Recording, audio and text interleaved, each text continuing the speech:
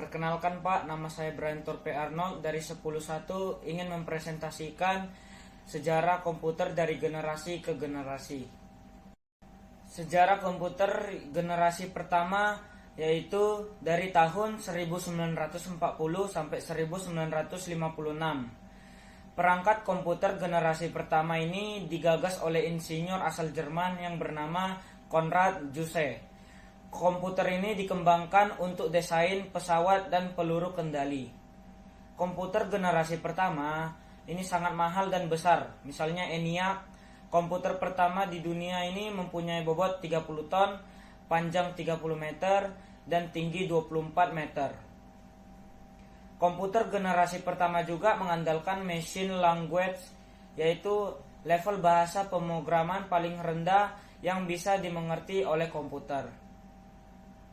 Bahasa pemrograman ini hanya bisa menyelesaikan satu perhitungan setiap waktu, serta butuh berhari-hari atau berminggu-minggu untuk menyetel perhitungan baru.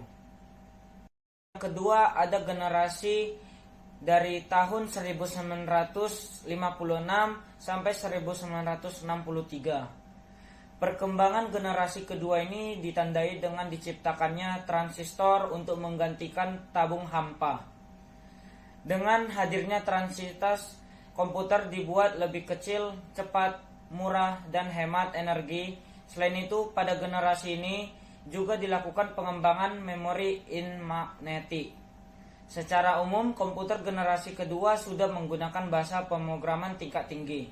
Kapasitas memorinya sudah lumayan besar dan tidak membutuhkan terlalu banyak listrik, dan proses operasinya sudah cepat. Selanjutnya yang ketiga ada komputer generasi ketiga dari tahun 1964 sampai 1971. Komputer generasi ketiga ditandai dengan pengembangan integrated array. Pada tahun 1958, Jack Billy menciptakan integrated circuit chip atau IC. IC ini merupakan kepingan kecil yang mampu menampung banyak komponen menjadi satu. Jadi, komputer pada generasi ketiga menjadi lebih kecil, cepat, dan murah. Pada masa ini, memungkinkannya juga untuk dipasarkan ke khalayak umum.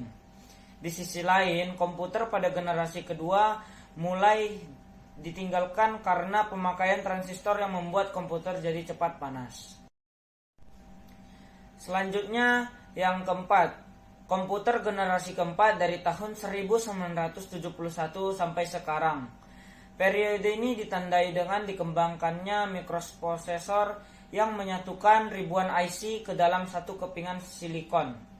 Pada masa ini, mulai muncul laptop yang sangat portable dan dapat dibawa kemana-mana. Seiring komputer-komputer kecil ini menghubungkan untuk membentuk jaringan yang pada akhirnya mengawali perkembangan internet.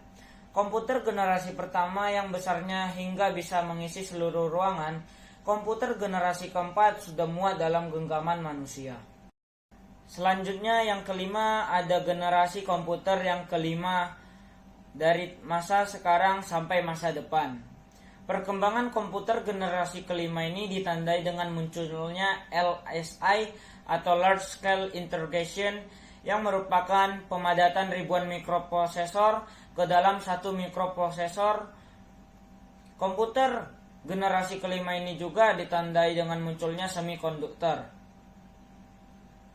komputer kuantum, dan penggunaan nanoteknologi juga akan merubah besaran-besaran wajah komputer yang kita kenal pada generasi sebelumnya. Tujuan dari komputer generasi kelima adalah mengembangkan komputer yang dapat merespons suara bahasa dan dapat dibelajar secara sadar.